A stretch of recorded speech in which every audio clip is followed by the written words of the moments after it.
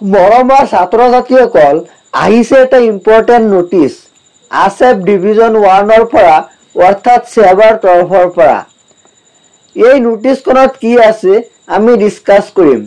ইয়াত ভাল খবৰ এটা আছে, কি ভাল খবৰ আছে সেইটো আমি ডিসকাস কৰিম। আহা আমি নোটিছখন চাও।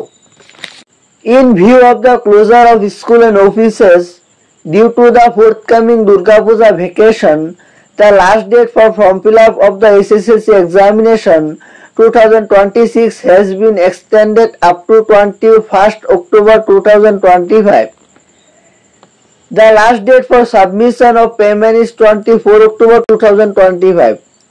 এতিয়া আমাৰ ফৰ্ম ফিল আপ চলি আছে, বহুতো হয়তো ফৰ্ম ফিল আপ কৰিলা।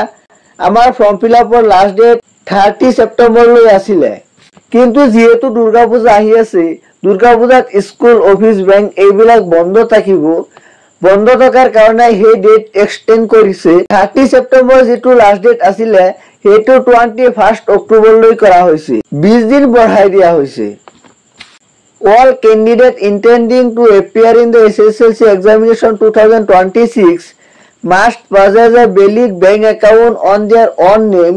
Schools are hereby directed to upload the bank account detail of each candidate in the form fill-up portal. ইয়াতে কৈছে ছাত্ৰ ছাত্ৰীসকলে ফৰ্ম ফিল আপৰ সময়ত নিজৰ বেংক একাউণ্টটো দিব লাগিব। বহুতৰে হয়তো এইটো প্ৰব্লেম আছিল, যেহেতু টাইম বহুত কম, বহুতে চাগে এতিয়ালৈকে বেংক একাউণ্টটো খোলা নাই। আৰু এইবাৰ এটা ডাঙৰ কথা কৈছে যে বেংক একাউণ্টটো নিদিলে ফৰ্ম ফিল আপখন সাবমিট নহয়। এইটো এটা ডাঙৰ প্ৰব্লেম হৈছে।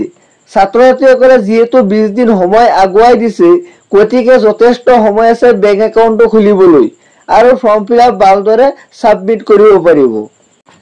On failure to furnish this detail, the student will not be entitled for the allowance. যিসকলে সাবমিট নকৰিব তেওঁলোকে কিন্তু 300 কৈ যেটো টকা হেতু নুহুমাব। আজি নোটিছত এইখিনি আছিল। এনেকুৱা ধৰণৰ ইনফৰমেশন আৰু গাইডেন্স পাবলৈ আমাৰ চেনেলটো সাবস্ক্ৰাইব কৰি বেল আইকনটো দবাই দিবা।